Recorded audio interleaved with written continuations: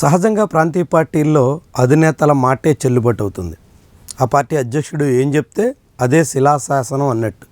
కానీ జనసేన పార్టీలో అందుకు భిన్నంగా కనిపిస్తుంది. దానికి కూడా కారణం లేకపోలేదు. పార్టీ అధ్యక్షుడికి పార్టీకి సంబంధించినటువంటి వ్యవహారాల మీద అంత పెద్ద శ్రద్ధ ఉన్న దాఖలాలు కనిపించవు. క్షేత్రస్థాయి నుంచి రాష్ట్ర స్థాయి వరకు పార్టీ నిర్మాణం, కమిటీలు, సమావేశాలు, దానికి సంబంధించినటువంటి వ్యవహారం ఇలాంటివేమీ జనసేనలో ఉండవు. అందుకే ఆ పార్టీలో చేరినటువంటి చాలామంది సీనియర్లు ఇప్పుడు సతమతమవుతున్నారు. ఎమ్మెల్యేలుగా గెలిచినటువంటి వాళ్ళు కూడా జనసేన అధిష్టానం తీరుతో అంత సంతృప్తిగా ఉన్న దాఖలాలు కనిపించట్లేదు. ఎమ్మెల్యేలుగా ఉన్నారు కాబట్టి, పార్టీ గుర్తింపుతో సాగాలి కాబట్టి, ఎన్నికలు జరిగి ఇప్పుడే ఏడాది ముగిసింది కాబట్టి ఇప్పటికిప్పుడు ఎలాంటి కీలక నిర్ణయం తీసుకోలేనప్పటికీ భవిష్యత్తులో చాలామంది జనసేన పార్టీ ఎమ్మెల్యేలు ఆ పార్టీలో కొనసాగుతారా లేదా అనేటువంటి చర్చ అప్పుడే మొదలైంది. పొలిటికల్ వర్గాల్లో ఇదొక హాట్ టాపిక్గా కనిపిస్తుంది. ఇటీవల జనసేన అధినేత ఏం చెప్పినా దాన్ని ఖాతరు చేసేదానికి చాలామంది సీనియర్లు సిద్ధం కావట్లేదు. బహుశా ఇదే తమకు చివరిసారి ఎమ్మెల్యేగా ఎన్నిక కావడం అనేటువంటి ధీమాతో కొందరున్నారా, లేకుంటే జనసేన నమ్ముకుంటే వచ్చే ఎన్నికల్లో మేము మళ్ళీ గెలిచేది లేదని దాదాపుగా డిసైడ్ అయ్యారా, కాకుంటే ఏదైనా ఆల్టర్నేట్ చూసుకుని దానికి తగ్గట్టుగా ఎప్పటి నుంచే పావులు కదుపుతున్నారా? ఇలాంటి అనేక రకాల ప్రశ్నలు అయితే ఉదయిస్తున్నాయి. ఎలాంటి ఊహాగానాలు ఉన్నప్పటికీ కొంతమంది సీనియర్లు మాత్రం ఇప్పుడు పవన్ కళ్యాణ్ జనసేన పార్టీ అధిష్టానం మాటను అసలు ఖాతరు చేస్తున్నటువంటి దాఖలాలు లేవనే అభిప్రాయం ఉంది. ఇలా సీనియర్లలో ఉన్నటువంటి అసంతృప్తిని గమనించిన కారణంగానే పవన్ కళ్యాణ్ కూడా పార్టీ ఎమ్మెల్యేలతో సుదీర్ఘమైనటువంటి చర్చలకు కానీ, లేదంటే శాసనసభాపక్ష సమావేశాలు ఏర్పాటు చేసి అన్ని అంశాలు ఓపెన్గా మాట్లాడే ప్రయత్నం కానీ చేయడం లేదు అనేటువంటి అభిప్రాయం కూడా ఉంది. ముఖ్యంగా తెలుగుదేశం పార్టీ నుంచి, ఇతర పార్టీల నుంచి వచ్చి చేరినటువంటి మండలి బుద్ధప్రసాద్, కొణతాల రామకృష్ణ ఇలాంటి కొంతమంది సీనియర్లు అయితే పవన్ కళ్యాణ్ వ్యవహార శైలిని ఏ మాత్రం జీర్ణం చేసుకోలేకపోతున్నట్టుగా కనిపిస్తోంది.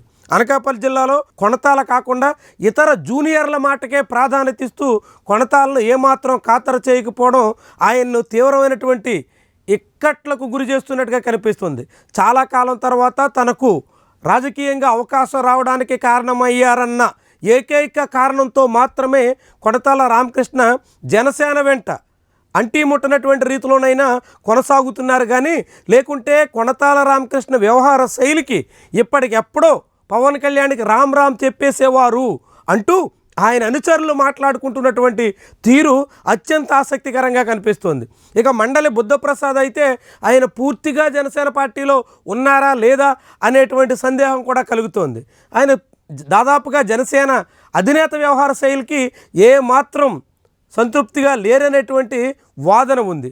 ఇక వీళ్ళిద్దరితో పాటుగా తొలిసారి ఎమ్మెల్యేగా ఎన్నికైనటువంటి పంతో నానాజీ కూడా ఏమాత్రం జనసేన అధిష్టానంతో సంతృప్తిగా కనిపించట్లేదు అనేటువంటి అభిప్రాయం వినిపిస్తుంది. ఇప్పటికే ఒకసారి పంతో నానాజీని జనసేన అధిష్టానం పిలిచి వార్నింగ్ ఇచ్చింది, పనితీరు మార్చుకోవాలని చెప్పింది, ఆయన వ్యవహార శైలిని సరి చేసుకోవాలని చెప్పింది. కాకినాడ రూరల్ నియోజకవర్గంలో ఆయన కుటుంబ సభ్యులు సాగిస్తున్నటువంటి వ్యవహారాల మీద వచ్చినటువంటి ఆరోపణలతో వివరణ కూడా కోరింది అనేటువంటి ప్రచారం ఉంది.